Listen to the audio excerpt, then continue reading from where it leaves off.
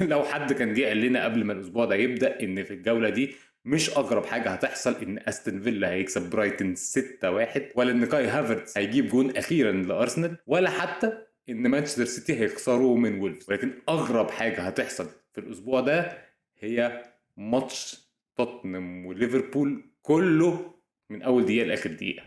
بصراحه اللي حصل لليفربول قدام توتنهام ده حاجه مش طبيعيه. انا عمري ما شفت فرقه تبقى فقريه للدرجه دي وعندها السوء الحظ ده، وكمان تتظلم بالطريقه دي في اي ماتش في اي بطوله متهيألي عمري ما شفتها. ولازم اتحاد الكوره في انجلترا ولجنه التحكيم تبص على الحكام واللي حصل في الماتش ده لليفربول. اول قرار وكان يعني ممكن يكون احسنهم وهو طرد اللاعب كورتيس جونز ليفربول في الشوط الاول. المشكله اللي في القرار ده ان الصوره اللي الفار وراها للحكم شكلها فعلا طرد، لكن لما تيجي تشوفوا الفيديو هتلاقي انه هو دخل على الكوره الاول ورجله اتزحلقت من على الكوره من فوق وبعدين دخلت على اللاعب، فممكن كان يبقى كفايه انذار وخلاص. ولكن لو عديناها اللي حصل بعد كده بقى هو اللي ما ينفعش يتعدى. بعد الطرد ده وليفربول بيلعب ب 10 لعيبه، لويس دياز بيجيب الجون الاول لليفربول من ثرو باس خطير لمحمد صلاح، ولكن لسبب ما الحكام بقى والفار قرروا ان هم يلغوا الكوره بداعي التسلل. كلنا شفنا الصوره وقلنا اكيد هيتحسب، ولكن الفار قرر انه ما ينزلش الخطوط بتاعته اللي احنا اتعودنا عليها دي، ويسيب القرار للحكام اللي في الملعب اللي بيقرروا ان الكرة اوفسايد وبيلغوا جون صحيح 100%. وهو ده الكلام اللي لجنة الحكام طلعوا قالوه بعد الماتش، ان القرار في الاخر كان للحكام اللي كانوا في الملعب، مع ان لازمة الفار اصلا هي ان تشيل القرار في الكور اللي هي فيها جدل وتحطه عند حد قاعد بيتفرج على الفيديو وبيشوف الصورة واحدة واحدة ويرسم الخطوط بتاعته.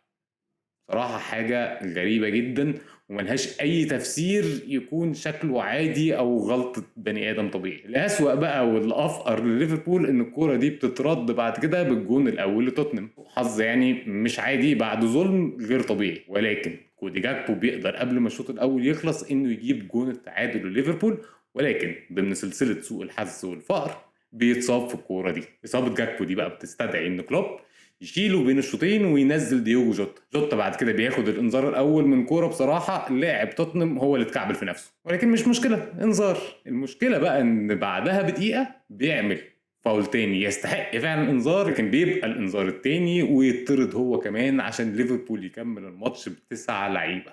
الانذار التاني مستحق، ولكن ما كانش هيبقى طرد لولا الانذار الاول اللي بصراحه ما كانش له اي لازمه. ومع كل ده ليفربول بيقدر بتسع لعيبه انه يحافظ على التعادل لغايه اخر ثانيه في الماتش والدقيقه 97، ولكن سلسله الفقر وسوء الحظ بتستمر وجوel ماتب يجيب جون في نفسه وجون المكسب لتوتنهام في الدقيقة 97. حاجة تشل. وفعلا لازم البريمير ليج يشوف له قصة في مشاكل الحكام اللي دايما موجودة. ما ينفعش يبقى الدوري اللي بنقول عليه أقوى وأجمد وأكبر دوري في العالم يبقى كل أسبوع كلام عن غلطات التحكيم. مهزلة. ليفربول كده بقى الفرقة الوحيدة اللي في تاريخ الدوري لعبتها تطرد 4 مرات في أول 7 ماتشات بس من الموسم. والغريب جدا بقى في الموضوع ده ان في ال 168 ماتش اللي قبل الموسم ده ليفربول اتطرد له 3 لعيبه بس. فانا مش عارف اللي حاصل الموسم ده استقصاد ولا في مشكله كبيره في لعيبه الفريق ظهرت فجاه. نسيب بقى عك حكام ليفربول ونروح لعك بيب جراديولا. مانشستر سيتي خسر 2-1 من وولفز. قلت انا الاسبوع اللي فات ان طرد رودري ده هيبقى له تاثير سيء جدا على مانشستر سيتي عشان هو فعلا اهم لاعب في الفريق. هتقول لي معقوله رودري اهم من واحد زي هالاند؟ اقول لك ان رودري من يوم ما جه مانشستر سيتي لعبوا من غيره 15 ماتش، خسروا منهم 5 ماتشات، وهو بيلعب معاهم خسروا برضه 5 ماتشات ولكن من 67 ماتش. فواضح جدا قد ايه الفرق في وجوده من عدمه. ولما اتكلمت عن الموضوع ده الاسبوع اللي فات قلت ان امن حاجه جراديولا يعملها انه يضحي بجوليان الفاريز في الهجوم ويلعب كوفيتش وكالفين فيليبس كاتنين لعيبه ارتكاز عشان يعوضوا واحد زي رودري.